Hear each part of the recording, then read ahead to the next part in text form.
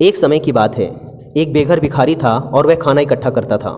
उसने यह ध्यान दिया कि हर दिन उसका खाना गायब हो जाता है। उसने उस चूहे को पकड़ा जो उसका खाना चुराता था। उसने चूहे से कहा, अरे चूहे, तू मेरा खाना क्यों चुराता है?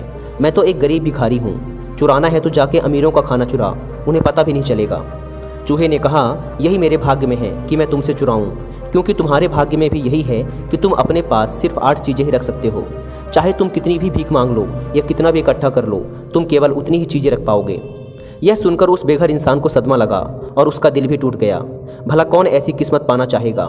वह बेघर इंसान निश्चय करता है कि वो भगवान बुद्ध से मिलेगा, वो अपनी इस समस्या का समाधान पूछेगा। इस तरह वो बेघर इंसान यात्रा पर निकल पड़ता है बुद्ध को ढूंढने। वो पूरा दिन यात्रा करता है और शाम को अपने आप को एक धनी परिवार के घर के सामने पाता है। थका हुआ और भूखा प्यासा वह वहाँ रात बिताने का फैसला करता है। उसने दरवाज़ा खटखटाया तो घर के मालिक ने दरवाज़ा खोला। बेघर आदमी ने कहा, मैं एक यात्री हूँ और इस इलाके में नया हूँ, क्या मुझे यहाँ रात बिताने की जगह मिलेगी? घर का मालिक उसे अंदर ले जाता है। रात में जब खाना खाते वक्त वे बातें कर रहे थे तो घर का मालिक उससे पूछता है, भाई क्यों और कहाँ के लिए इतनी रात को यात्रा कर रहे थे? मेरे पास बुद्धा के लिए एक सवाल है और मैं उनसे मिलने जा रहा हूँ, उस गरीब इंसान ने कहा। जब उस घर की मालकिन ने यह सुना तो कहा, क्या आप हमारी तरफ से भी एक सवाल बुद्धा से पूछ सकते हैं? उस बेघर इंसान ने कहा, बताइए, मैं आपकी तरफ से ज़रूर पूछूंगा। मालकिन ने कहा, हमारी एक 16 साल की बेटी है जो बोल नहीं सकती।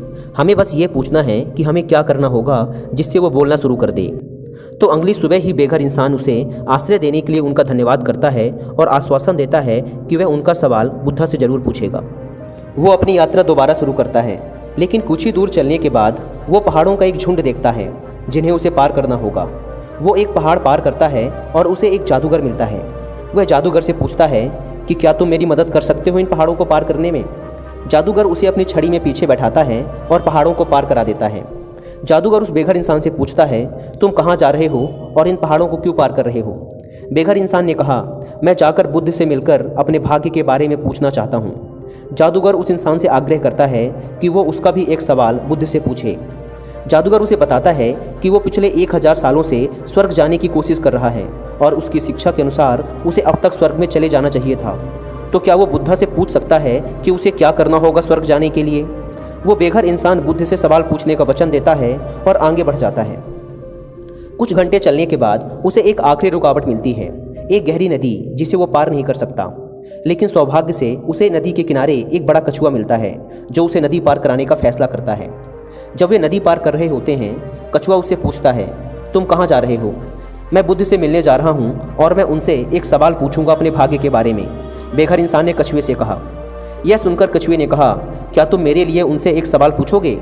मैं पिछले 500 सालों से एक ड्रैगन बनने की कोशिश कर रहा हूँ। मेरी शिक्षा के अनुसार से मुझे अब तक ड्रैगन बन जाना चाहिए था। क्या तुम बुद्ध से पूछ सकते हो मुझे क्या करना होगा ड्रैगन बनने के लिए? वह इंसान नदी पार कराने के लिए कछुए का धन्यवाद करता है और उसे आश्वस्त करता है कि वह उसका सवाल बुद्ध से ज़रूर पूछेगा। वो बेघर इंसान बुद्ध को ढूंढने की यात्रा जारी रखता है और आखिरकार वो पहुंच जाता है वहाँ जहाँ बुद्ध रहते थे।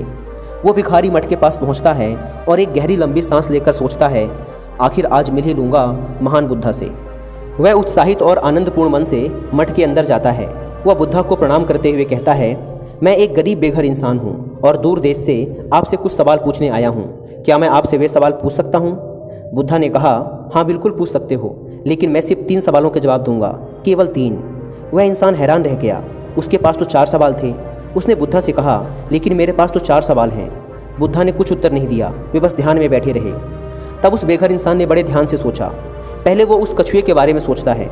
बेचारा कछुआ 500 सालों से है उस गहरी नदी में ड्रैगन बनने की आस में। कितनी मुश्किल होगी उसकी ज़िंदगी उस गहरी नदी में। फिर वो जादूगर के बारे में सोचता है जो 1000 सालों से जी रहा है स्वर्ग में जाने की कोशिश में। वो बेघर इंसान सोचता है कि 1000 साल तो बहुत लंबा समय होता है, अब तो उस जादूगर को स्वर्ग जाना ही चाहिए। आखिरी में वो उस लड़की के बारे में सोचता है जो अपनी पूरी ज़िंदगी जीने वाली है बिना कुछ बोले।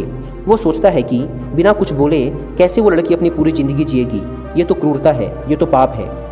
फिर वो अपनी तरफ देखता है और सोचता है कि मैं तो बस एक बेघर भिखारी हूँ, मैं वापस अपने शहर जाकर भीख मांगना जारी रख सकता हूँ। मुझे इसकी आदत है, मेरा तो कुछ नहीं बदलेगा, लेकिन उन लोगों का सब कुछ बदल सकता है यदि उन्हें उनके सवालों के जवाब मिल जाएं तो। जब उसने दूसरे की समस्याओं की ओर देखना शुरू किया तो उसको खुद की तकलीफ कम लगने लगी, अतः उसने उन तीनों के सवालों को पूछने का निर्णय लिया। गरीब इंसान ने बुद्ध से कछुए के बारे में पूछा। बुद्ध ने कहा वो कछुआ अपना ढांचा छोड़ने को तैयार नहीं है। जब तक वो अपने ढांचे के आराम से बाहर नहीं आएगा वो कभी ड्रैगन नहीं बन सकता। फिर उस बेघर इंसान ने उस जादूगर के बारे में पूछा। वो जादूगर हमेशा अपनी छड़ी अपने साथ रखता है, कभी उसे नीचे नहीं रखता। उसकी छड़ी एक आसरी की तरह है जो उसे स्वर्ग जाने से रोक रही है। आखिरी में उस इंसान ने उस लड़की के बारे में पूछा। बुद्ध ने कहा वो लड़की ज़रूर बोल पाएगी जब वो अपने हम सफ़र से मिलेगी। अपने तीनों प्रश्नों के उत्तर पाकर वो बेघर इंसान महान बुद्धा को प्रणाम करता है। वह खुशी खुशी वहाँ से चल देता है। रास्ते में वो उस कछुए से मिलता है। उसने कछुए से कहा कि तुम्हें बस अपना ढांचा निकालना पड़ेगा और तुम ड्रैगन बन जाओगे। वो कछुआ अपना ढांचा निकालता है और उस ढांचे के अंदर बेशकीमती मोती थे जो गहरे समुद्र में मिलते हैं, और वो उस बेघर इंसान को दे देता है। कछुआ उस बेघर इंसान का धन्यवाद करता है और ड्रैगन बन के वहाँ से उड़ जाता है। अब वह इंसान उस जादूगर से मिलता है एक बड़ी पहाड़ी में और उससे कहता है आपको बस अपनी छड़ी ज़मीन पर रखनी होगी और आप स्वर्ग जा पाओगे। यह सुनने के बाद वह जादूगर अपनी छड़ी उस बेघर इंसान को देता है और स्वर्ग की ओर चल पड़ता है। अब उस बेघर इंसान के पास कछुए का दिया हुआ धन था, वह जादूगर की शक्ति। वह उस जादुई छड़ी में बैठकर उस परिवार के पास जाता है जिसने उन्हें रात में रुकने का आश्रय दिया था। वे उसे देखकर बड़े खुश हुए और जवाब की उम्मीद करने लगे। बेघर इंसान उन्हें बताता है कि आपकी बेटी बोल पाएगी जब वह अपने जीवन साथी से मिलेगी। उसी क्षण उनकी बेटी नीचे आई और बोली, क्या ये वही आदमी है जो पिछले हफ्ते भी आया था? वो लड़की व उसके माता पिता हैरान थे। वो उस बेघर इंसान की तरफ देखते हैं। वही उस लड़की का हमसफ़र था। माता पिता ने उनकी शादी तय कर दी और वो खुशी खुशी रहने लगे। तो याद रखना दोस्तों, इस संसार में हम जो कुछ भी अच्छा करते हैं वह वापस लौट कर हमारे पास ही आता है।